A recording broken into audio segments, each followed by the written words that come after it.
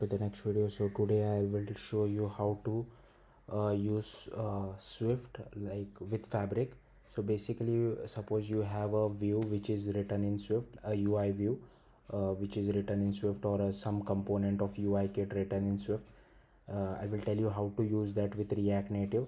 So if you know React Native's new architecture specifically, so if you are aware that Swift is not directly supported by React Native's new architecture, but it is possible to use Swift with in conjunction with Objective-C, or in our case it is Objective-C++.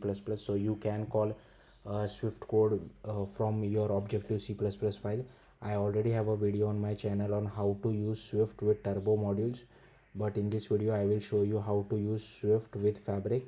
And like there are still some issues, uh, but yeah, you might get an idea on how to use it. I will tell you what issues I am facing, uh, but yeah, let's just start for now. So I have created a default React Native project, and this is only specifically for iOS because Swift only runs on iOS, so we won't be touching on Android. And any which ways, React Native's new architecture does support Kotlin, so you don't have to worry about it. uh, so yeah, for just create a default React Native project, and after that you have to enable the new architecture for it. Just cd into your iOS directory and run this command. After running this command, you might face two issues. One of this issue is this. So if you want, you can run this command inside the root of your React Native project, and just try running this command back again from your iOS directory. If you still face an issue, then that issue could be related to this. I already have a video on my channel regarding how to explain how to resolve this issue, but if you want, you can try running something like this, or if you want, you might have a look at the other answers as well on how to resolve the issue. Next, what you have to do, once you are able to successfully run this command, just run yarn iOS, and inside the metro bundler you should see fabric colon true, which means the new architecture has been enabled for your React Native app. Next, you have to go to Fabric Native Components, and inside Fabric Native Components, what you could do is you have to create this folder first. So I have created a folder called RTN Center Text. Again, this folder is inside the React Native project and not outside as specified in the documentation. Like, it's better to keep it inside your React Native project, otherwise you might face an issue following this tutorial. So I have just created RTN Center Text, and inside that I have created two folders, iOS and JS. We won't be using the iOS folder, so if you want you can create it, otherwise you don't have to create it. Now inside the JS folder I have created this file as specified in the documentation, and this file, TypeScript file, and I have copied everything from over here. Okay, so I have copied everything. Next, we have to create the package.json file, which should be a sibling to your JS folder and not inside the JS folder. So again, I have copied everything from the documentation. Next, we have to create this podspec file. So RTN centered podspec, again I have copied everything from documentation and created this file. Next, what you have to do is, so we will be skipping Android for now. So you have to run this command, but we don't have to use double dot, we will only use single dot because our RTN center text is already inside the project.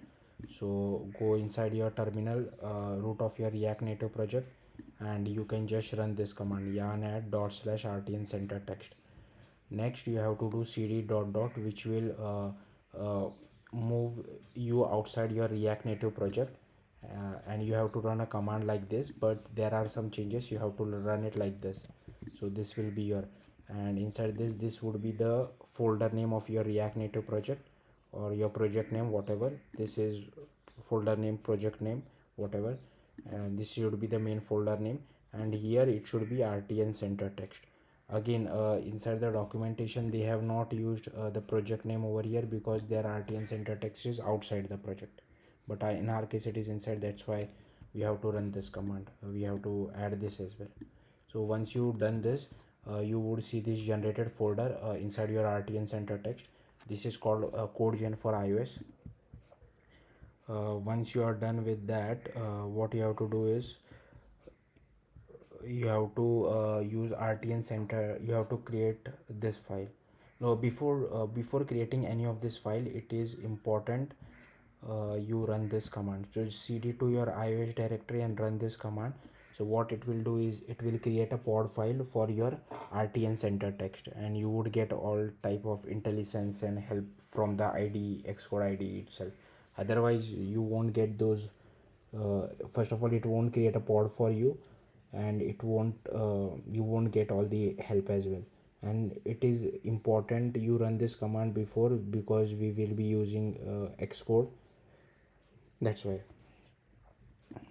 uh, okay, so just open the main iOS folder inside Xcode, and for now you have to create first this file RTN center text manager .mm. Again, I have copy pasted this from the documentation. Then create RTN center text.h file. Again, I have copy pasted this from the documentation, so here you can see. Will show you guys. Okay, so this is the file which we have created, and this is the file which we have created. Next you have to create RT. Also make sure the extension is .mm and not just .m. If you just keep it as .m, you will face issue. This is an Objective C++ file and not an Objective C file. So first you have to create an Objective C file, and manually you can change the extension to .mm. And next you have to create this RTN center text, and for now you can just copy paste everything from the documentation. So I will tell you what changes you have to make. Okay, next you have to create a file called center text, a Swift file. And once you create the Swift file, Xcode will automatically ask you whether you want to create a bridging header. Just click on yes, and it will create this bridging header file. Okay, this bridging header file is important to connect Objective C with Swift. Now inside a center text, so here you can see that I have so first this thing is important at the rate Objective C members, because we want to connect Swift with Objective C. That's why Objective C needs to be aware about this. And here I have just taken some dummy UI view, and inside that UI view I'm just taking a label, UI label.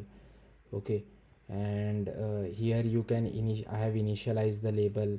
I have given a background color to our UI view. I have defined a label dot text as well, then added the label to UI view, and then using NS layout I have constrained it to the UI view. So here you can write any code, like any UI kit code you want in Swift. Doesn't really matter, like this is just an example for you guys. And next you have to write this code as well, so forget about these comments for now. So you have to write this init method as well as this init method as well. Okay, next what you have to do, go to this RTM center text, and here first you have to write this extra bit of line. So first of all, you to get this RPN appweb, in your case it would be different. So whatever is your bridging header file's first name, so mine is RPN RN, sorry, not RPM, RN appweb. So that you take whatever is the first name, and just add it over here, followed by dash swift.h. So this would be constant for everyone, but this first name should be changed. Next you have to comment out this thing.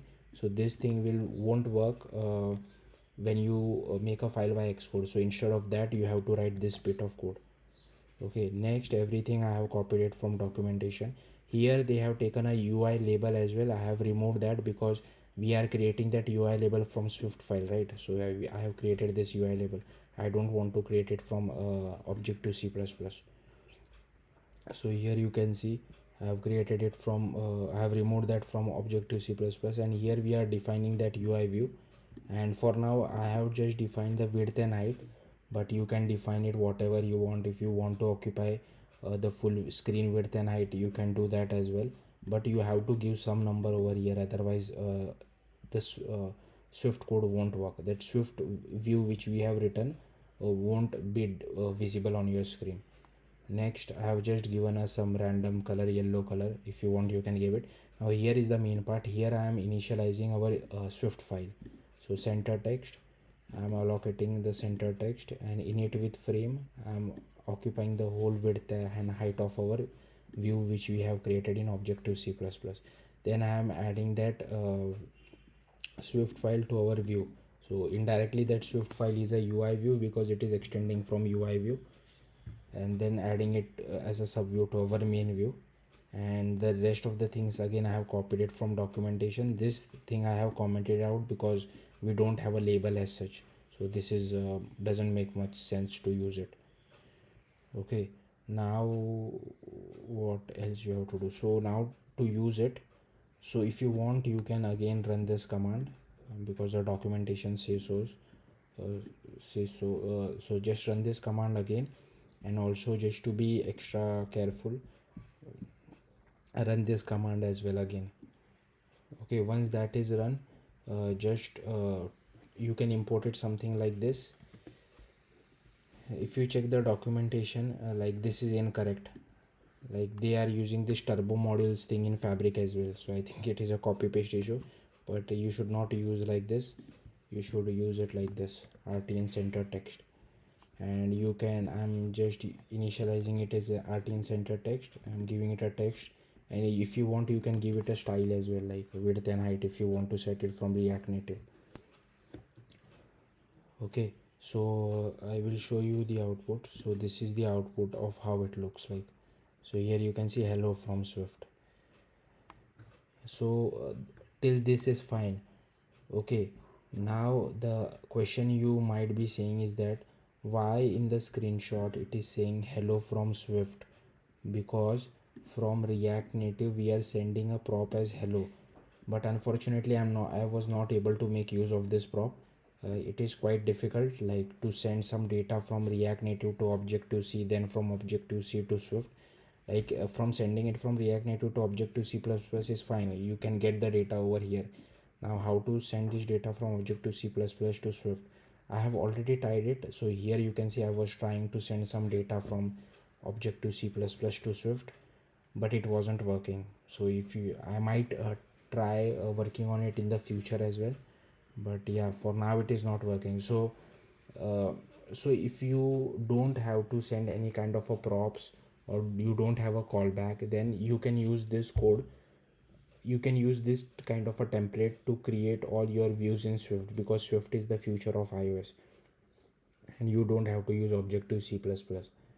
But like here also you can see I was trying to get the title from Objective C++, and I was trying to do something like this, but it wasn't working out. Any which ways, but this will give you an idea of how to use Swift with Fabric. I think that is more important, because you can most people know Swift, majority don't know, like Objective C. Like even native iOS developer, most of them don't know Objective C. Like more people are familiar with Swift. So that was the intention of this video.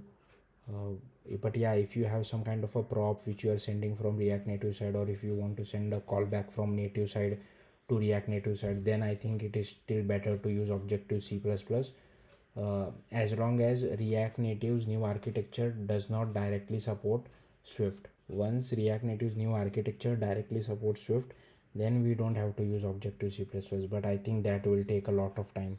I don't think it will be possible within the next, at least not for this year, that's for sure.